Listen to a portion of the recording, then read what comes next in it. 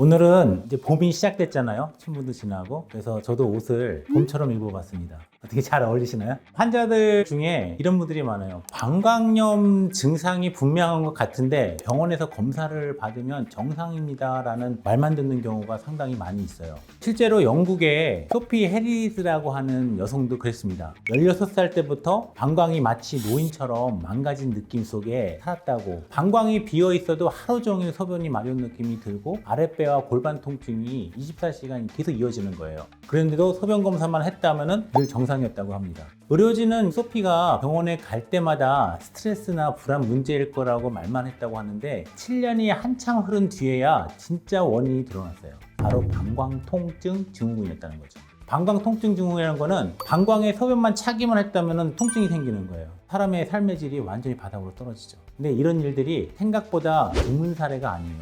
분명하게 방광염처럼 괴로운데 검사에서는 이상이 없다고 나오는 경우가 꽤 많아요. 그래서 오늘은 알려지지 않은 방광염에 대해 좀 더 자세히 이야기해 보겠습니다.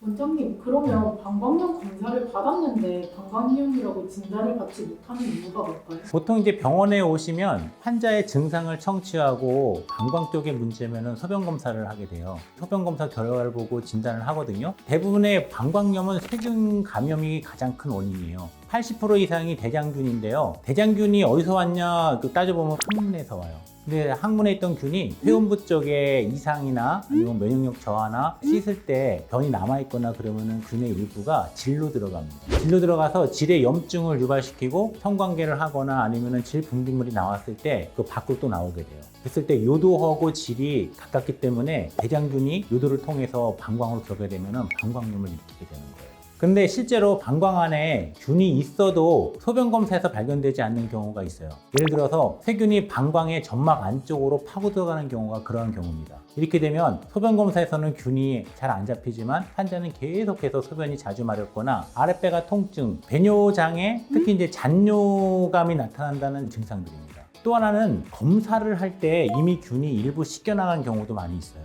물을 많이 마셔갖고 소변으로 이렇게 나갈 때 균이 씻겨 나간다든가, 항생제를 갖다가 한두 알 먹었는데 거기서 균이 바로 죽었다든가, 초기 단계라면 균이 충분히 검출되지도 않을 수도 있습니다. 그래서 최근 유로감염 진료에서는 소변 검사 결과만으로 방광염이 없다고 단정하지도 않고 있고요. 환자의 증상까지 함께 판단하는 것이 중요한 문제가 되었습니다. 즉, 검사 결과가 정상이라고 해서 방광에 문제가 전혀 없다고 단정하기는 어렵다는 것입니다. 그리고 이게 무서운 게 이런 상태에서 제대로 치료가 안 됐을 때, 예를 들어 갖고 소변 검사에서 무균이 나온 상태이기 때문에 의사 선생님들이 약을 안 주거든요. 그 치료를 갖다가 안 받고 버티는 거죠. 그러다 보면은 이런 것들이 계속 반복이 돼요.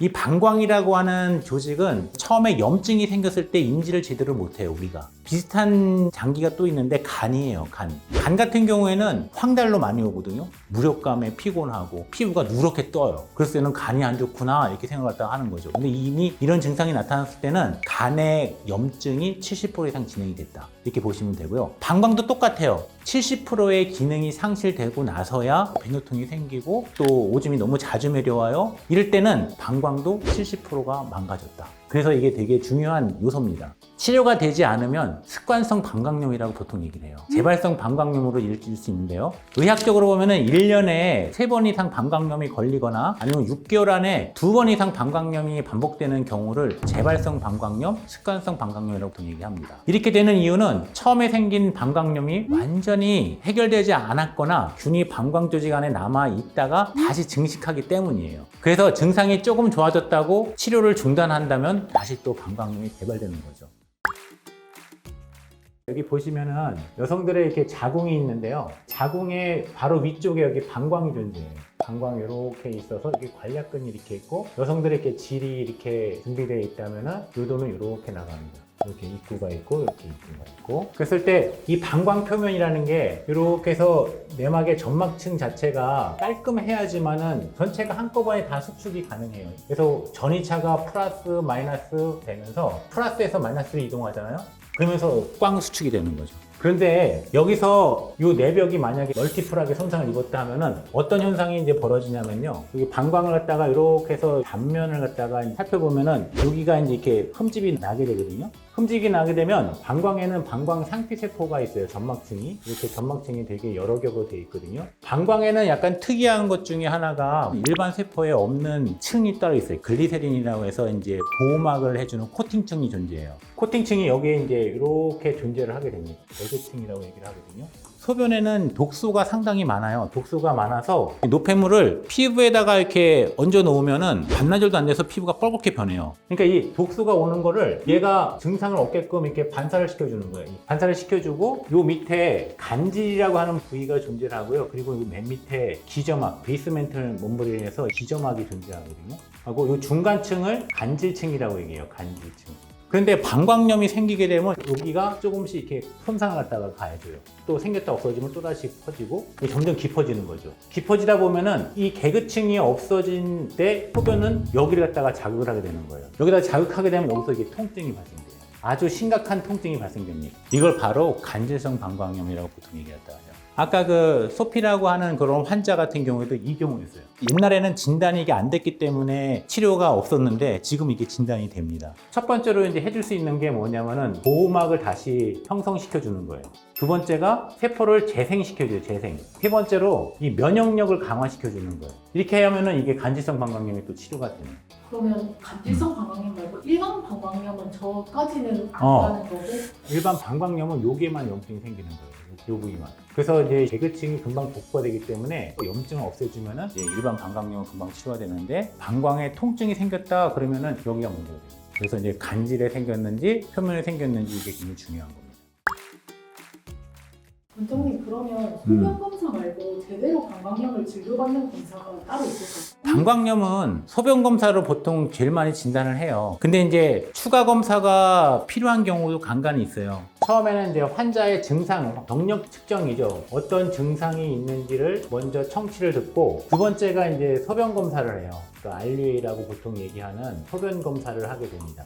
그리고 세 번째로 하는 게 소변 배양 검사. 요거의 가장 큰 장점은 나중에 일주일 뒤에 이제 배양에서 균이 있는지 없는지도 알 수 있고요. 그 균이 어떤 항생제에 잘 듣는지 안 듣는지도 알 수가 있어요. 그래서 꼭 필요한 항생제를 수여할 수 있다. 그러니까 이제 내성 있는 약을 아무리 많이 먹어도 치료가 잘 안 돼요. 근데 배양 검사를 하게 되면은 어떤 균에 꼭 필요한 항생제를 갖다가 우리가 선택할 수 있기 때문에 치료가 제대로 될 수 있어요. 네 번째는 또 뭐가 있냐면은 방광경이라고 하는 방광 내시경이 있어요. 소변 검사는 정상인데 방광 내시경을 보면은 방광 소관이 빨갛게 변해 있는 경우가 있어요. 염증이 엄청 심한 거예요.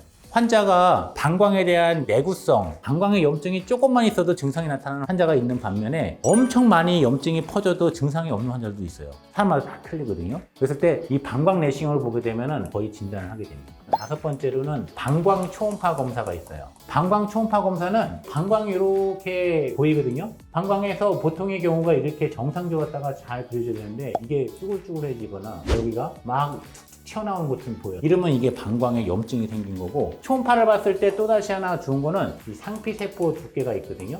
이게 보통의 정상인 경우에는 3mm 이하예요.